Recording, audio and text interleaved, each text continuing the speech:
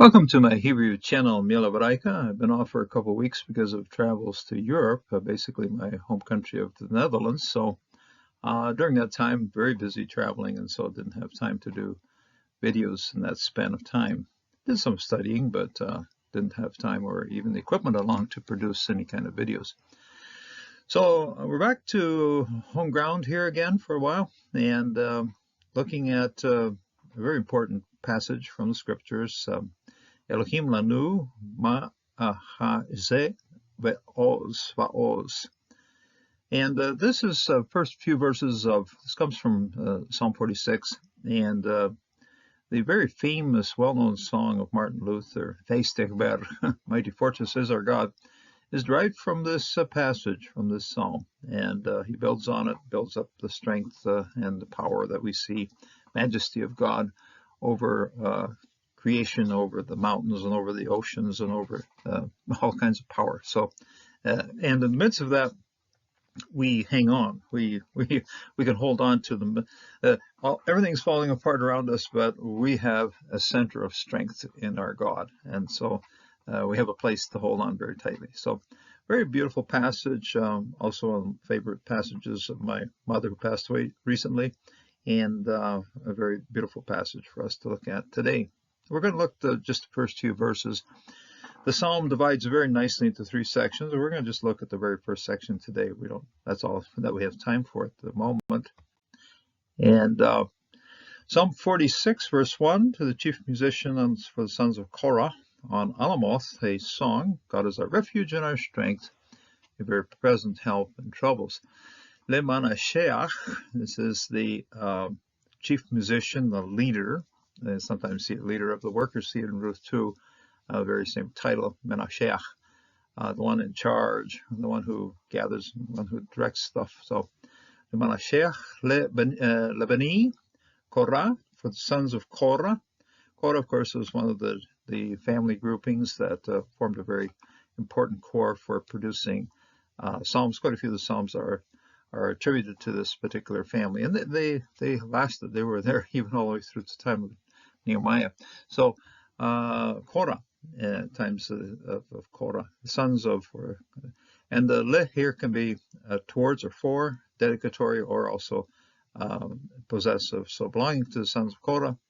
Almot, for Almot, this is Magalot. This can be very similar to the steps going up, but also in steps or going upwards, upward things, plural, feminine plural here, of course. Alamot, sir, a song. Okay, so alamot, sir. So going on up, up into the mountains, up into the heights. This is something we're going to be singing. Elohim lanu mahazeh.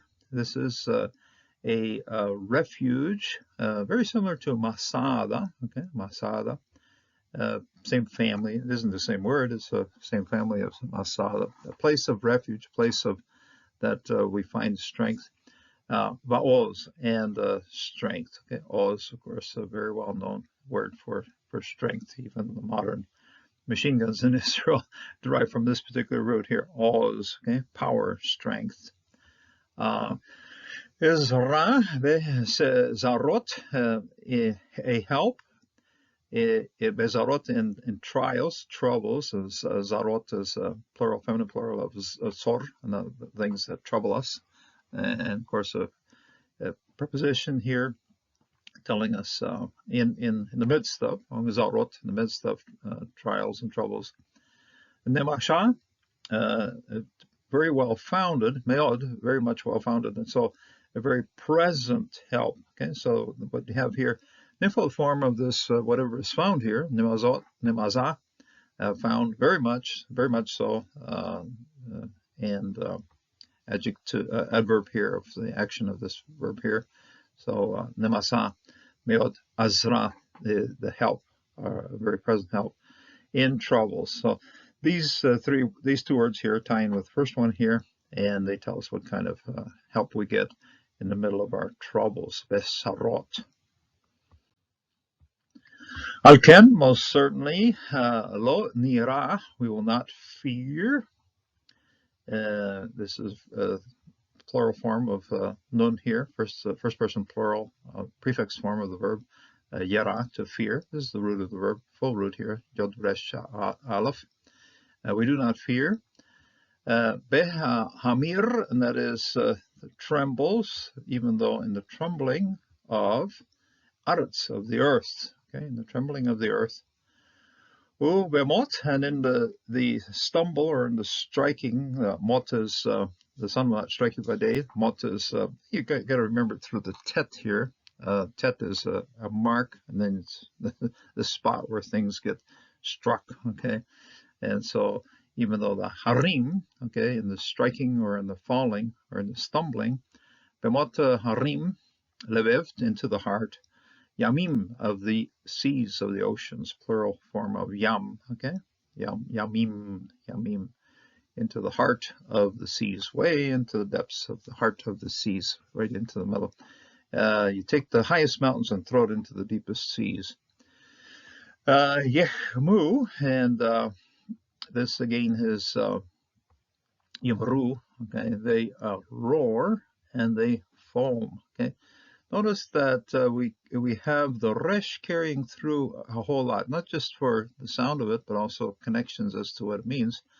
Hamir, resh, harim, and then also yemu, yehamru, yichmru, and then also yeretsu, okay?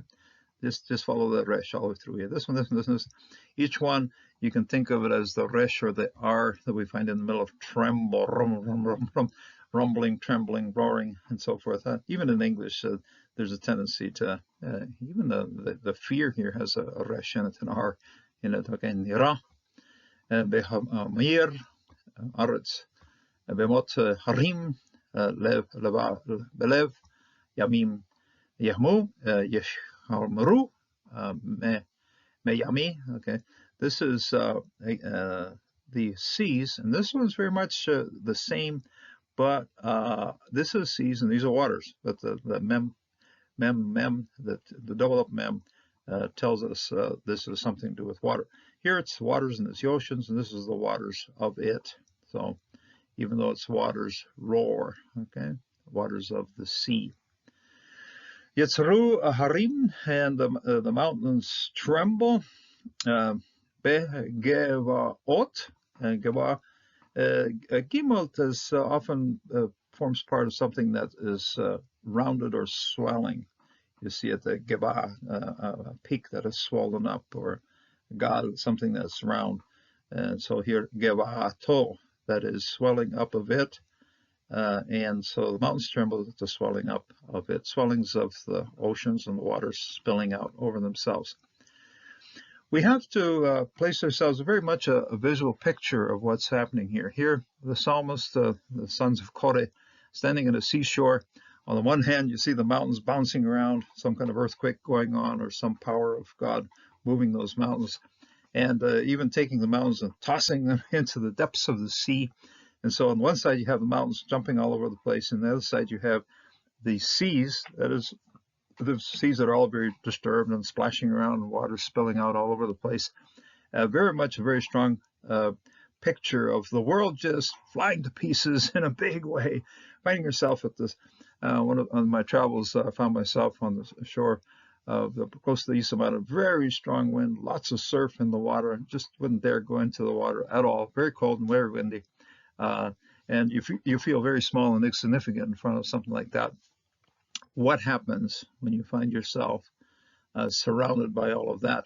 You place your trust in Jehovah, in God, and we do not fear. Al ken lo nira.